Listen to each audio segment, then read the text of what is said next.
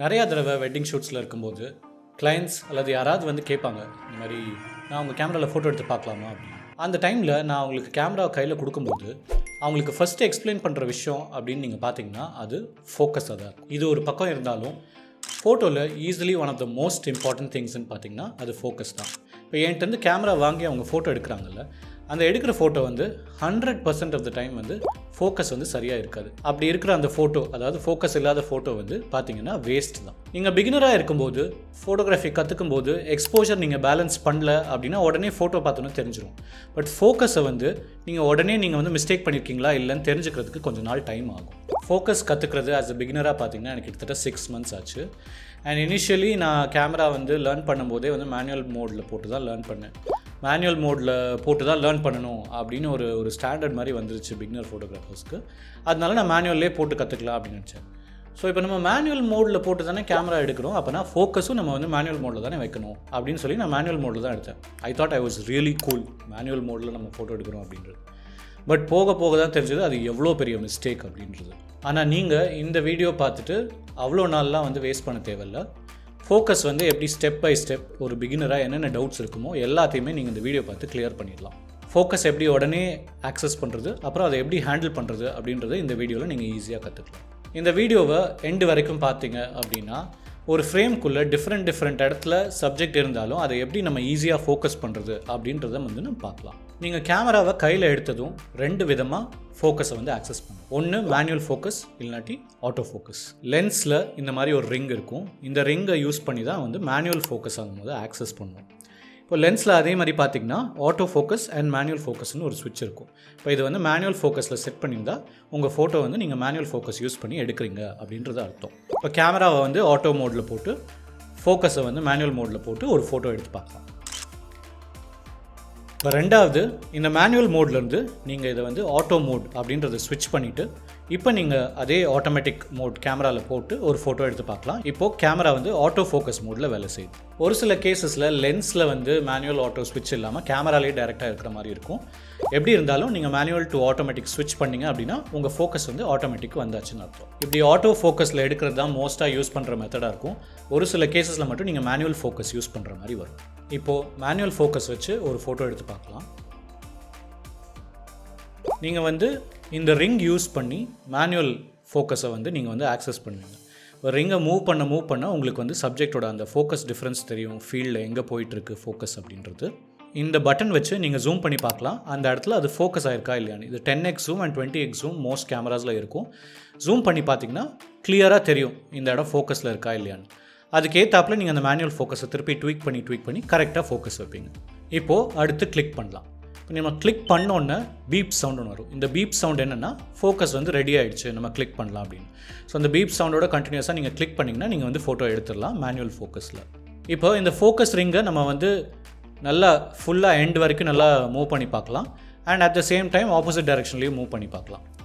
சில லென்சஸில் வந்து இந்த மூவ்மெண்ட் வந்து லாக் ஆகிருக்கும். அதாவது இதுக்கு மேலே நீங்கள் வந்து மூவ் பண்ண முடியாதுன்னு ஒரு லாக் இருக்கும். அதே மாதிரி இதுக்கு முன்னாடி நீங்கள் வந்து பேக் சைடும் நீங்கள் வந்து இவ்வளோ தூரம் தான் மூவ் பண்ண முடியும் அப்படின்னு ஒரு லாக் இருக்கும்.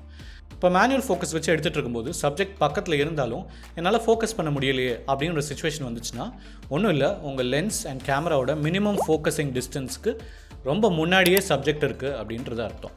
எல்லா லென்ஸுக்கும் மினிமம் ஃபோக்கஸிங் டிஸ்டன்ஸ் அப்படின்னு ஒன்று இருக்குது. அதுக்கு முன்னாடி நீங்கள் வந்து சப்ஜெக்ட் இருந்தது அப்படின்னா சரியாக ஃபோக்கஸ் ஆகாது. அடுத்து ஆட்டோ ஃபோக்கஸ் மோடில் நம்ம வந்து போட்டு நம்ம ஃபோட்டோ எடுத்து பார்க்கலாம். நான் சொன்ன மாதிரி சில கேமராஸில் வந்து டைரெக்டாக வந்து கேமராவிலேருந்தே ஆட்டோ ஃபோக்கஸ் ஆக்சஸ் பண்ணுற மாதிரி இருக்கும். பட் மோஸ்ட் ஆஃப் த கேஸஸில் லென்ஸில் வந்து ஒரு ஸ்விட்ச் வச்சு மேனுவல் டு ஆட்டோ வந்து நீங்கள் ஸ்விட்ச் ஆகிற மாதிரி இருக்கும். இதுக்கு முன்னாடி நம்ம கிளிக் பண்ணும்போது பீப்னு ஒரு சவுண்ட் வந்து, அந்த சவுண்ட் என்ன அப்படின்னா ஃபோக்கஸ் லாக் ஆகிடுச்சு அப்படின்ற இண்டிகேஷன். இது ஆட்டோ ஃபோக்கஸ் மோடில் கொஞ்சம் இன்னும் நம்ம கேர்ஃபுல்லாக இருக்கணும். ஏன் அப்படின்னா நம்ம வந்து ஹாஃப் கிளிக் அப்படின்றது ஒன்று பண்ணணும். ஹாஃப் கிளிக் பண்ணால் நம்ம வந்து கேமராவுக்கு வந்து ஆட்டோ ஃபோக்கஸை ஆக்டிவேட் பண்ணு அப்படின்னு நம்ம வந்து ஒரு மெசேஜ் அனுப்புகிறோம். அதை மெசேஜ் அனுப்பிச்சோன்னா அது என்ன பண்ணும், ஃபோக்கஸை தேடி ஆட்டோ மோடில் தானே போட்டிருக்கோம், அதுவே ஆட்டோமேட்டிக்காக ஃபோக்கஸ் தேடி அந்த ஃபோக்கஸை வந்து லாக் பண்ணி பீப்னு ஒரு சவுண்ட் கொடுக்கும். அப்படின்னா நான் வந்து ஃபோக்கஸ் பண்ணிவிட்டு நான் ரெடியாக இருக்கேன், இப்போ நீங்கள் கிளிக் பண்ணிடலாம்.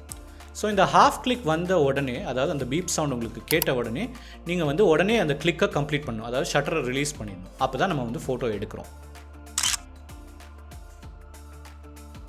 மேனுவல் டு ஆட்டோ ஃபோக்கஸ் வரும்போது கண்டிப்பாக நீங்கள் திருப்பி திருப்பி நான் சொல்கிறேன்னு ஞாபகம் வச்சுக்க வேண்டிய விஷயம்னு பார்த்தீங்கன்னா இந்த ஹாஃப் கிளிக் தான். திருப்பி ஒரு ஷாட் எடுத்து பார்க்கலாம். இப்போ ஹாஃப் கிளிக் பண்ண உடனே அந்த பீப் சவுண்ட் வருது. இந்த பீப் சவுண்ட் வந்த உடனே நீங்கள் வந்து ஷார்ட்டை கம்ப்ளீட் பண்ணணும். இப்போது இந்த ஹாஃப் கிளிக்கை நீங்கள் சரியாக ஹோல்ட் பண்ணலை, இல்லை நீங்கள் வந்து லைட்டாக மிஸ் ஆகிடுச்சு, இல்லை நீங்கள் கையை திருப்பி எடுத்துட்டிங்கன்னா நீங்கள் ஃபோக்கஸ் வந்து திருப்பி பண்ணணும். நீங்கள் லாஸ்ட்டாக ஃபோக்கஸ் பண்ண சப்ஜெக்ட்டும் அடுத்து ஃபோக்கஸ் பண்ண சப்ஜெக்ட்டும் இதனால் வேறையாக இருக்கலாம். So you have to be careful. நீங்கள் வந்து உங்கள் வியூ ஃபைண்டரையோ இல்லை ஸ்க்ரீனையோ பார்த்து ஆட்டோ ஃபோக்கஸ் பண்ண உடனே அது சாட்டிஸ்ஃபைடாக இருக்குது அப்படின்னா உடனே கிளிக் பண்ணிடணும். நான் பிகினிங்கில் சொன்னேன்ல, நான் வந்து கேமரா இன்னொருத்தங்களுக்கு கொடுக்கும்போது எக்ஸ்பிளைன் பண்ணுறது டிஃபிகல்ட்டாக இருக்கும்னு. அது இந்த போர்ஷன் தான். ஹாஃப் கிளிக் பண்ணி கண்டினியூஸாக நீங்கள் கிளிக் பண்ணி முடிச்சா தான் அந்த ஃபோட்டோ எடுக்கும். அண்ட் அந்த ஹாஃப் கிளிக் பண்ணி ஃபோக்கஸ் பண்ணுற இடம் கரெக்டாக இருக்கும். இது ரெண்டையும் அந்த ஷார்ட் டைமில் நம்ம வந்து இன்னொருத்தங்களுக்கு எக்ஸ்பிளைன் பண்ண முடியாது. இது வந்து கொஞ்சம் ட்ரிக்கியான விஷயம். ஸோ இதை ப்ராக்டிஸ் பண்ண இந்த ஹாஃப் கிளிக் வந்து பெட்டர் ஆயிரும். இப்போ நான் சொன்ன சில இடத்துல நம்ம வந்து மேனுவல் ஃபோக்கஸ் யூஸ் பண்ணுற மாதிரி இருக்கும். இது எங்கே அப்படின்னு நீங்கள் பார்த்தீங்கன்னா லேண்ட்ஸ்கேப் ஃபோட்டோகிராஃபி, இல்லை வந்து ப்ராடக்ட் ஃபோட்டோகிராஃபி, ஃபுட் ஃபோட்டோகிராஃபி, அதாவது எங்கே உங்கள் சப்ஜெக்ட் வந்து நான் மூவிங் அல்லது ஸ்டில் சப்ஜெக்டாக இருக்கோ அங்கே வந்து நீங்கள் மேனுவல் ஃபோக்கஸ் யூஸ் பண்ணி தாராளமாக எடுக்கலாம். ஏன்னா உங்களுக்கு ஃபோக்கஸ் பண்ணுறதுக்கு டைமும் இருக்கும். இன்கேஸ் ஃபோக்கஸ் ஆகலை அப்படின்னா அதை மாற்றி கரெக்ட் பண்ணுறதுக்கும் டைம் இருக்கும்.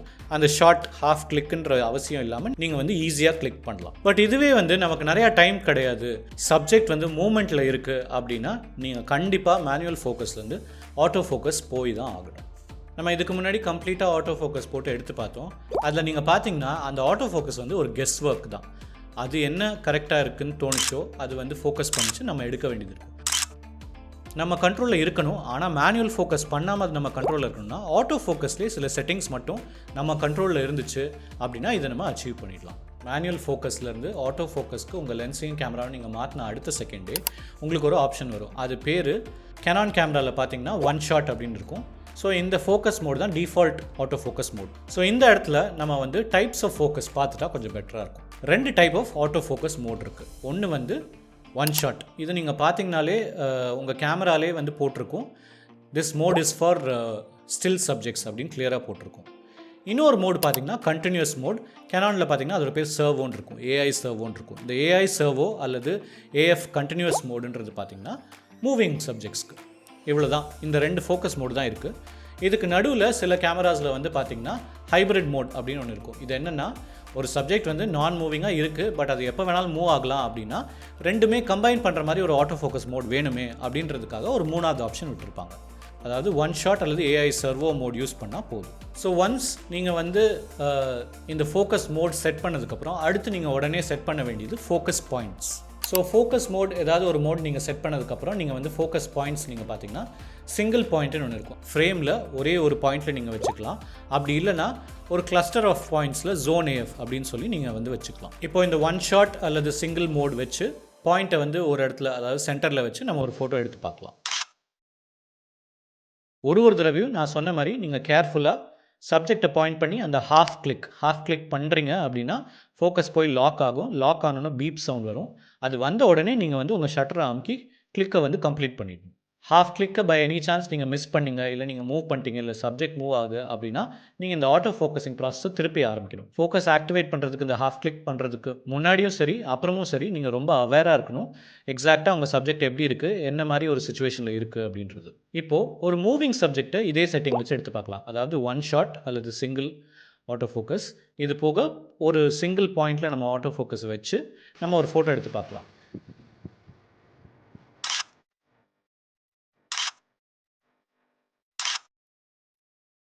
இப்போ நீங்கள் பார்த்தீங்கன்னா இது வந்து ஃபோக்கஸ் ஆகுறது கொஞ்சம் டிஃபிகல்ட்டாக இருக்குது. உங்களுக்கு வந்து ஃபோக்கஸ் வந்து மிஸ் ஆகுது லிட்ரலி. இங்கே தான் நம்ம வந்து இந்த ஒன் ஷாட் மோட்லேருந்து ஏஐ சர்வோ அல்லது ஏஎஃப் கண்டினியூஸ் மோடுக்கு நம்ம வந்து மாற்றுறோம். இப்போது நீங்கள் திருப்பி அதே மாதிரி ஹாஃப் கிளிக் பண்ணி ஃபோக்கஸ் பண்ணிங்கன்னா சப்ஜெக்ட் மூவ் ஆனாலுமே உங்கள் கேமரா வந்து மேட்சப் பண்ணி அதை ட்ராக் பண்ணி அது வந்து ஃபோக்கஸில் கொண்டு வந்துடும். அண்ட் நீங்கள் உடனே அந்த ஹாஃப் கிளிக் அப்புறம் கிளிக்கை கம்ப்ளீட் பண்ணிடலாம். ஸோ இப்போ இந்த மூவிங் ஆப்ஜெக்ட் நம்ம வந்து ஃபோட்டோ எடுத்து பார்க்கலாம்.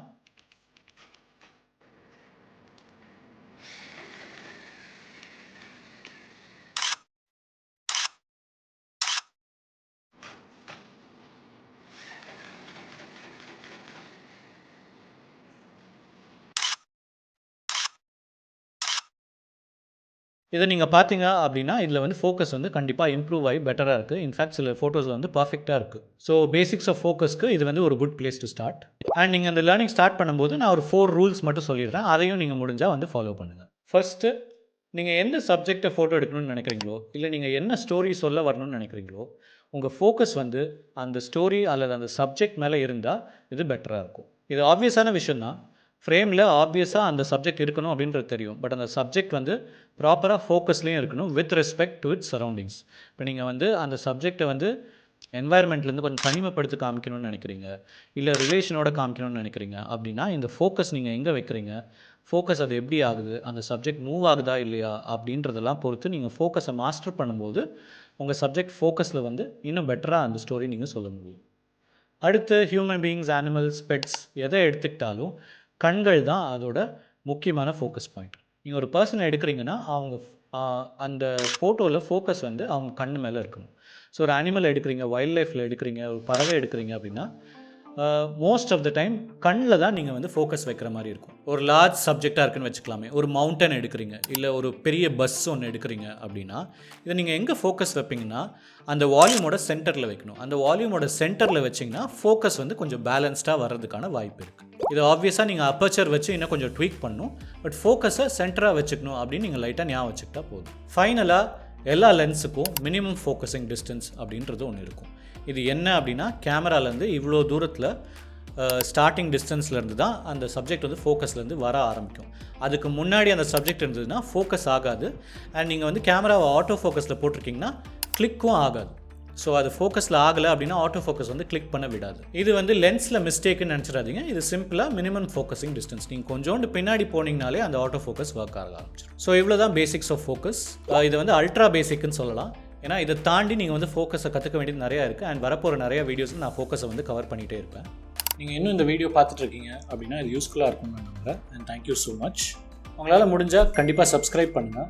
டைம் இருந்தால் சப்ஸ்கிரைப்ட் அப்படின்னு போடுங்க. அதை பார்க்குறவங்க இந்த வீடியோவில் ஏதோ வேல்யூ இருக்குது அப்படின்னு நம்பி கண்டிப்பாக அவங்களும் சப்ஸ்கிரைப் பண்ணுறதை கன்சிடர் பண்ணுவாங்க. நான் வந்து இந்த வீடியோ பார்க்குற யாராக இருந்தாலும் சரி, அவங்க வந்து பிகினர் ஃபோட்டோகிராஃபிலேருந்து ஹாபியஸ்ட்டாக இருக்கட்டும், இல்லை அமெச்சராக இருக்கட்டும், இல்லை ஒரு ப்ரொஃபஷனல் ஃபோட்டோகிராஃபராக இருக்கட்டும், அந்த ஒரு லெவலுக்கு ஈஸியாக அவங்களை கொண்டு வரணும் அப்படின்றது தான் என்னோட நோக்கம்.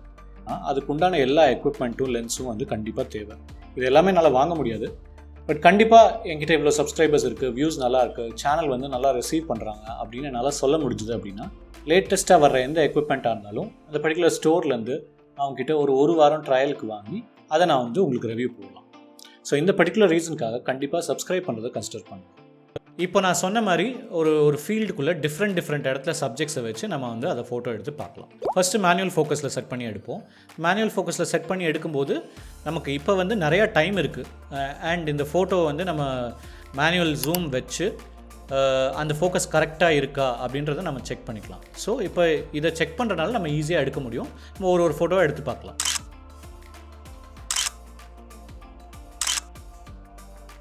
பார்த்திங்கன்னா அந்த மேனுவல் ஃபோக்கஸை எந்த சப்ஜெக்ட் வேணுமோ அந்த இடத்துக்கு நம்ம கொண்டு போனோம்னா நம்மளால் ஈஸியாக எடுக்க முடியுது. இப்போ நீங்கள் ஆட்டோ மோட்லேருந்து நீங்கள் வந்து க்ரியேட்டிவ் மோட்ஸ், அதாவது கேனானில் க்ரியேட்டிவ் மோட்ஸ்ன்னு பார்த்தீங்கன்னா ப்ரோக்ராம், அப்புறம் shutter priority, aperture priority, manual, bulb, இந்த 4-5 மோடில் தான் வந்து இந்த ஆட்டோ ஃபோக்கஸில் சில விஷயத்தை நம்மளால் கண்ட்ரோல் பண்ண முடியும். மேனுவல் ஃபோக்கஸ் ஆட்டோ ஃபோக்கஸ் மாதிரி ஒன் ஷாட் அப்படின்றதுக்கு போயிடும். அப்படி இல்லை, இது பண்ணாமல் நம்ம ஆட்டோமேட்டிக் மோட்லேயே எடுத்துகிட்டு இருந்தோம்னா உங்களுக்கு இந்த ஆப்ஷன் வராது. ஸோ ஆட்டோ ஃபோக்கஸ் மாற்றிடலாம். இப்போ நான் வந்து ஃபோக்கஸ் ஒன் ஷாட் போட்டு சிங்கிள் பாயிண்ட் போட்டு வைக்கிறேன். இதுதான் நம்ம ஸ்டார்டிங் ஆஃப் ஆட்டோ ஃபோக்கஸ். இப்போது நான் வேறு பொசிஷனில் இதே மாதிரி அந்த ஆட்டோ ஃபோக்கஸை மூவ் பண்ணி வைக்கிறேன். இந்த பாயிண்ட்ஸை வந்து நம்ம வந்து மூவ் பண்ணலாம். மூவ் பண்ணி நான் வந்து ஃபஸ்ட்டு ஃபோக்கஸ் எங்கே வேணுமோ அங்கே வச்சு நம்ம எடுத்து பார்க்கலாம்.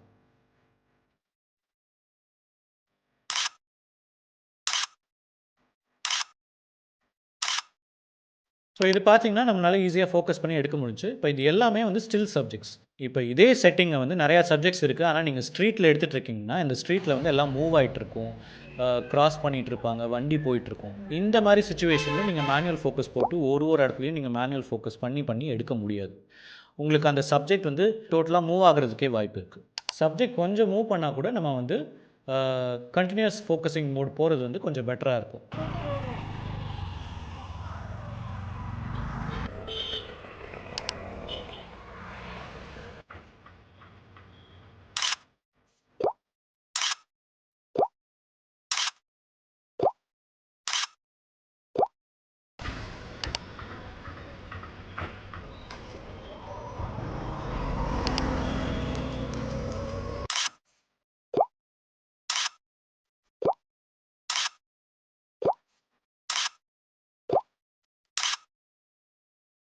ஸோ இப்போ இந்த செட் ஆஃப் ஃபோட்டோஸில் பார்த்தீங்கன்னா மூவிங்காக இருந்தாலுமே நம்மளால் வந்து சப்ஜெக்ட் வந்து ஃபோக்கஸில் கொண்டு வர முடியுது. ஸோ இவ்வளோ தான் ஃபோக்கஸோட பேசிக்ஸ். இதை நீங்கள் ப்ராக்டிஸ் பண்ணிகிட்டே இருந்தீங்கன்னா ஈஸியாக மாஸ்டர் பண்ணிடலாம். அண்ட் கொஞ்ச நாளில் நீங்களே வந்து வேறு யாருக்காவது சொல்லிக் கொடுக்கலாம். இன்னும் இந்த ஃபோக்கஸோட பேசிக்ஸ் பேஸ் பண்ணி நிறையா வீடியோ வருது, கண்டிப்பாக பாருங்கள். அது வரைக்கும் ஹாப்பி கிளிக்கிங்.